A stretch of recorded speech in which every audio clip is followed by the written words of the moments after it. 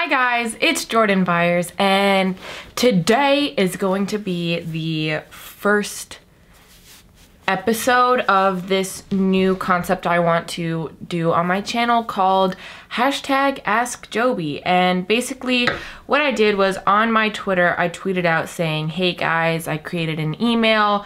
If you want to know what the email is, it's jobyadvice@gmail.com. So I tweeted out this email and I asked you guys, like, hey, I want you guys to ask me questions, personal questions.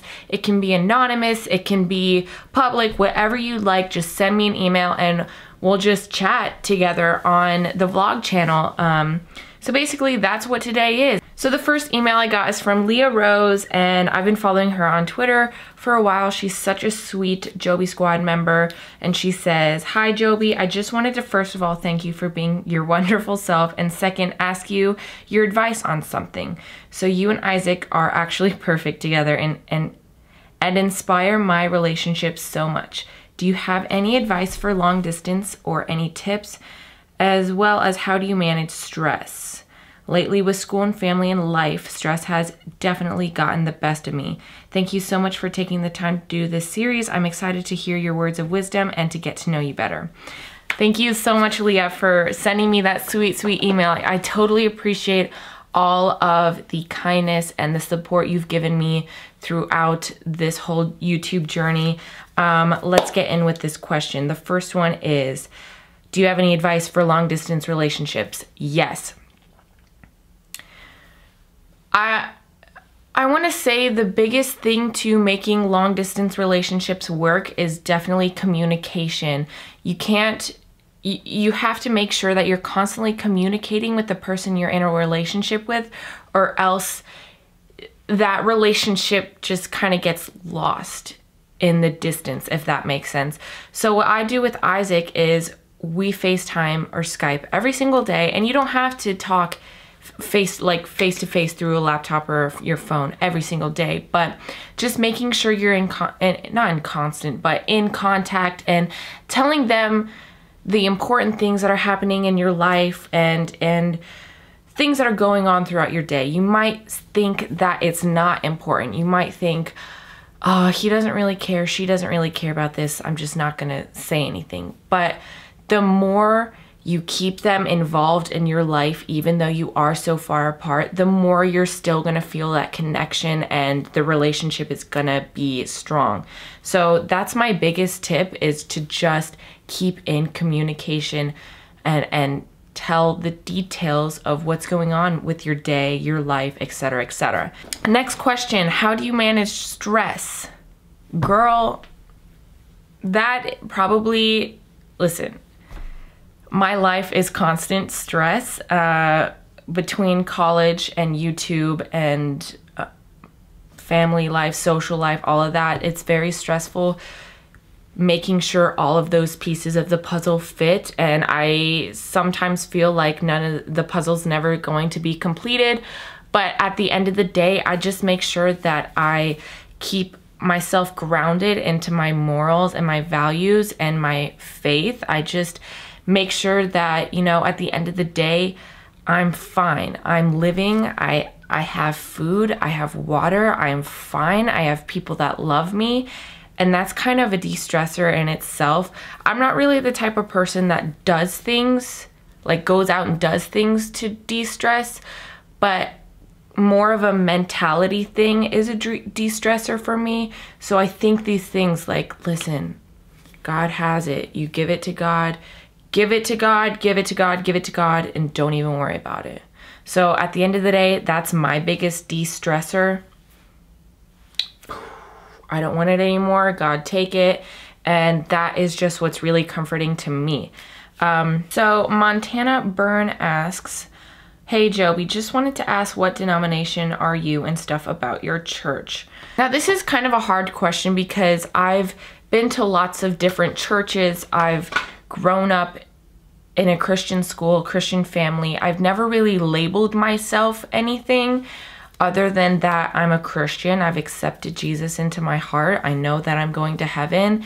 I have very strong morals and a very strong faith rooted in the Bible. And that's pretty much all I can say about that. I mean, I've grown up going to lots of Baptist churches, but also a lot of different other types of churches that I've been to with friends and other family members. Just, I don't know. I wouldn't classify myself as anything, just that I'm very open to what the Bible has to teach me. And I just stay very open-minded when it comes to studying the faith and everything. So I wouldn't classify myself as anything other than that I'm a Christian. I love Jesus. He's in my heart, and I want to follow the Bible as best as I can, even though that's really hard because everyone's a sinner. I'm a sinner. But yeah, I guess that's my answer.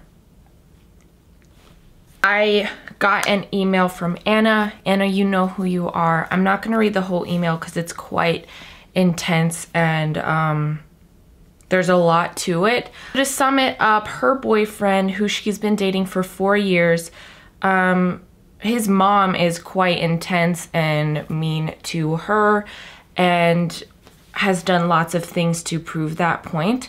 And she's asking me to help her come up with something to do about this. So she stated in her email that he is almost 18 and when he graduates high school, he will move out, and he says that this will help. And she doesn't know if this will help. Well, listen, Anna, let me tell you something. When you turn 18, you are legally an adult, and if he does move out, he doesn't have to abide by his mother's rules anymore. So I think that will help a lot. You won't have to see her as much anymore. You won't, you know, have to be constantly ignored by her. I think that's a huge, huge, huge difference. That will make a huge difference if he does move out. But even if he doesn't, you don't let how his mom treats you affect your relationship, because at the end of the day, it's you and him and not you and her. If he loves you and you love him, then focus on that connection and that bond that you two have together and just forget everybody else. I know it's so hard to forget, you know, especially a mother, because a mother's opinion is so important to a lot of people.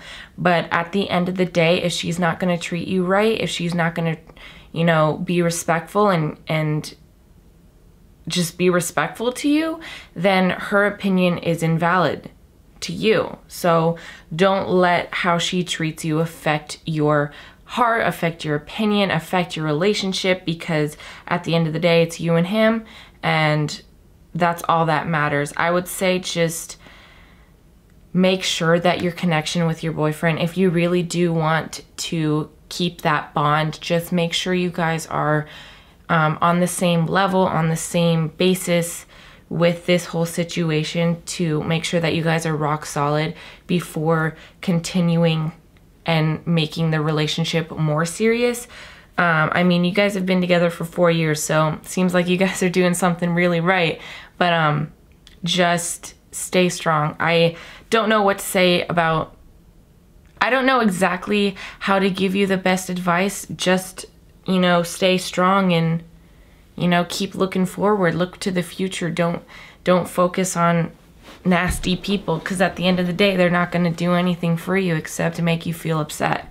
So, yeah. So this next email comes from Ash, and she is saying how she just graduated from high school and is in college just like me, and she is struggling with trying to figure out what she's going to do for the rest of her life, and she's bored with, you know, what's going on in her life. It's like the same thing day after day, day after day, and she's just discouraged about the future.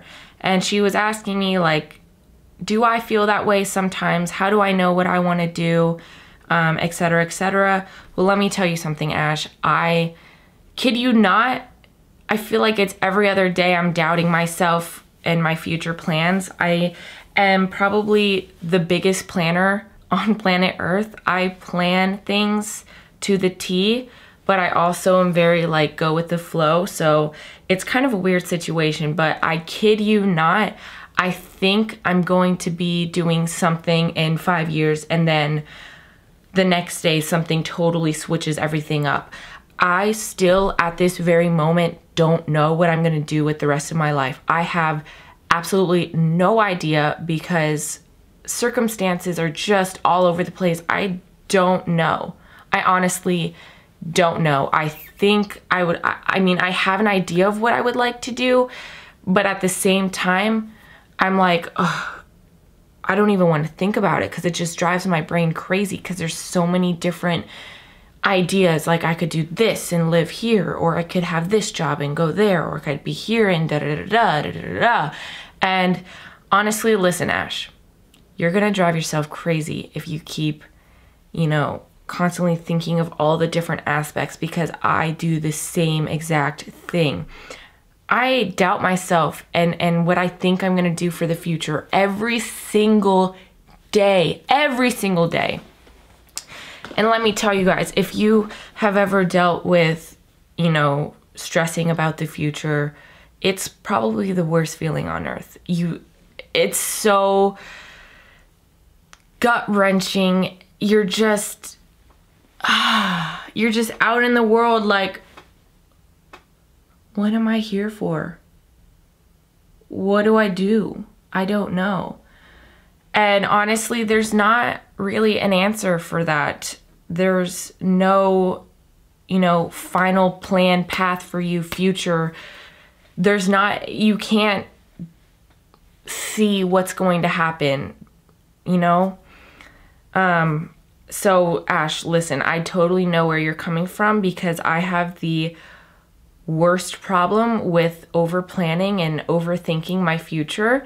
And I guess what I've learned from that constant state of exhaustion, like you said, is, you know, sometimes you just have to force yourself to live in the moment. I know how hard that is because, girl, I know how hard that is, but just force yourself to live in the moment, live for today, and then plan things for tomorrow and plan things for the week.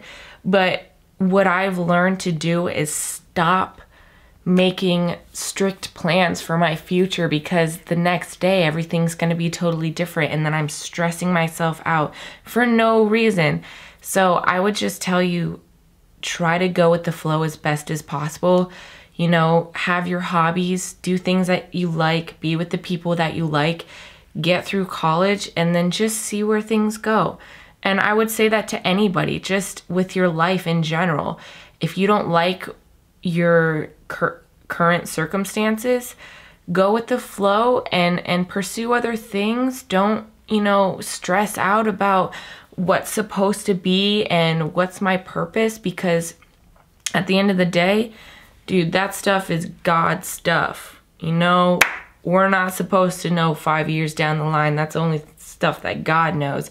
We're supposed to just trust in the process. I trust that God has my plan secured. I'm just gonna go down my path, do what I'm supposed to do, and then that's that. So I encourage you to stay positive and to just kind of go with the flow as best as you can, even though that sounds so impossible. But you know, that's the best I got. This next email, I'm gonna read it. It's from Beth. It's a pretty intense situation, so I'm just gonna read out her email. So she goes, "Hey Joby, I'm 17 years old and my boyfriend is 19. We've been together since September of 2015. I lost my virginity to him in 2017 and I regret it. I do love him, but I really wanted to wait until marriage and basically did it because he really wanted to. It was stupid of me, and now he always wants to do it. One time I even got the courage to say no, but he kept on pushing until I said fine. Another time he went to my house because I wasn't feeling well and my mom wasn't home, and he tried to touch me, but I said no. He kept trying and trying until he gave up and left. He left. Then he was texting me about how I made him feel bad and that he really wanted to. Then he said sorry. But he's still always wanting to do that, literally at least once a week. I gave up saying no because I just don't want to argue with him anymore. He even makes me miss school. He moved to Florida for a few months. She's from Puerto Rico, and he told me he didn't want me to talk to other boys because he doesn't trust me. What do you think about the situation? Wow, that is intense. First of all, let me tell you something. If you don't want to have sex with somebody, you have the power to say no. You don't have to let anybody tell you to have sex with them. If somebody makes you have sex with them, that's the biggest red flag to, you know, tell somebody, tell your mom, tell your dad, tell a teacher, tell authorities, tell anybody that, because that's essentially rape. If you didn't want to have sex with him and he forced you to, oh my gosh, that's a big red flag. I would say, girl, if somebody is pushing you like that constantly to do something that you're not quite sure you want to do, and they know that you're not quite sure you want to do that, then they're just not right for you. If they're trying to push you into something that you don't really want to do, then he's not the person that's going to respect your wishes. He clearly doesn't respect what you want and your feelings. And the fact that he got mad at you for not wanting to have sex with him is just a huge red flag for me personally. And the fact that he, you know, left for Florida and asked you not to talk to boys because he doesn't trust you, unless you did anything to lose his trust, like, there's no reason for him to say something like that to you. He's clearly a little bit overly obsessive and controlling. And personally, I'm not telling you what to do. I'm not saying you need to break up with him. I'm not saying anything. But my personal advice is, dang, you deserve better, girl. You deserve so much better. Somebody that respects your wishes, somebody that respects your body and respects your mind, respects who you are and trusts you because you've been loyal. That's what I would say. Like, eesh, that's a really hard situation. So this next email is from Tess. She goes, here's my dilemma. I really need to study for tests and do projects, but every time I go to do anything, I have an anxiety attack, because I'm too scared that if I do anything, it won't be good enough. But if I evade the workload, I get even more stress. It's an endless cycle, and I never get anything done. Girl, let me tell you, that is so relatable. I bet so many people go through test and study anxiety that so many people do go through that. I would just, you know, tell you that, you know, when you notice an anxiety attack starting to happen, put your studies to the side for a second and just refocus your mind, refocus your body, refocus your thoughts, and then go back to it. Because if you notice that you're about to have an anxiety attack, or you notice that you're getting a bit overwhelmed, you need to take a step back, take a breather, go on a walk, go get a snack, play with an animal, you know, get a hug from your mom, you know, that type of stuff, because you're not going to be able to mentally study and get that information into your brain and absorb that stuff if you are constantly having this anxiety that's going on within you.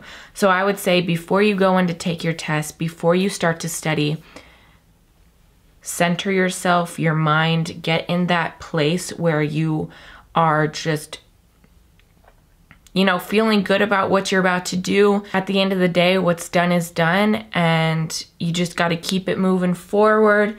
What happens, happens. Just keep on moving and keep striving to be the best you can without over stressing yourself and without putting so much pressure on yourself. So that's the best I got for you, Tess. So I'm going to read one more email, and then that's all we have time for today. So this last one is from Alex. She says she lives in Brooklyn, New York. She's 18, almost 18 in high school, and she's been in a relationship for 2 years. She says, this relationship has caused me to go very codependent and very, very emotionally needy, as well as insecure and all that. However, I'm also very happy with my boyfriend and I have a lot of my own life going on.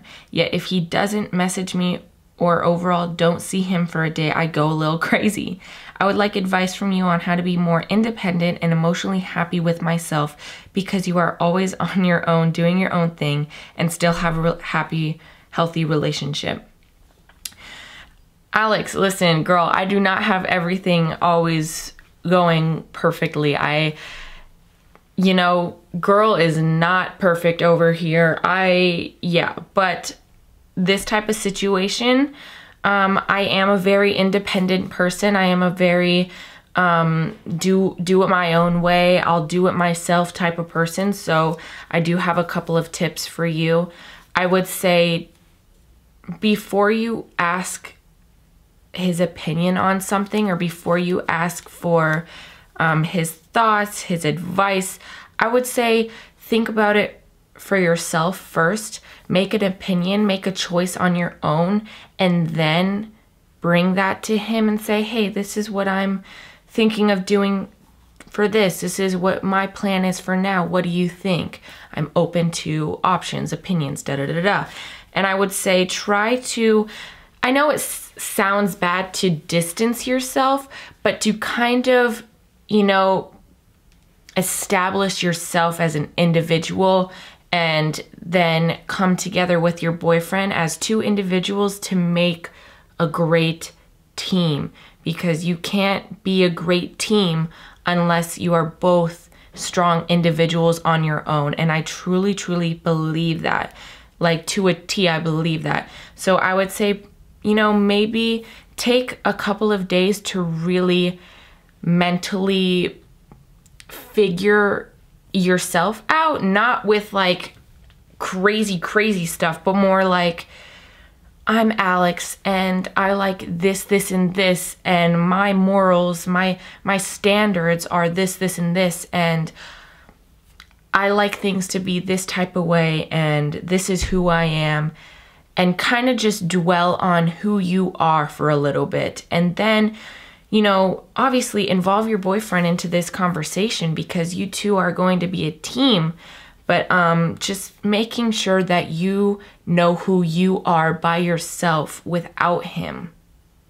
But then also realize that when you realize who you are without him, you can come to him and add more to the team. You can bring more to the table, and he can bring more to the table. If you are both individuals coming together, making a great solid team as individuals, but coming together to make that team. I'm babbling, but I hope this analogy is kind of coming across the way I want it to. But basically what I'm saying is, being independent is important just as well as being an individual is important. Just making sure that you are not, you know, focusing on him to be who you are. Don't look at him as being your, you know, identity. Your identity is not in somebody else. Your identity is in you. You make up who you are. You don't need to find your identity in anybody else other than you.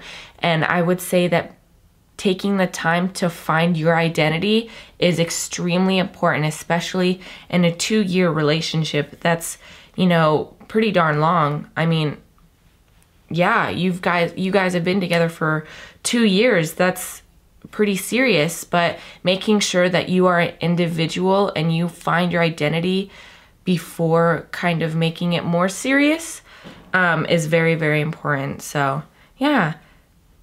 Thank you guys so much for sending in emails. I hope that my advice and what I have to say is received well.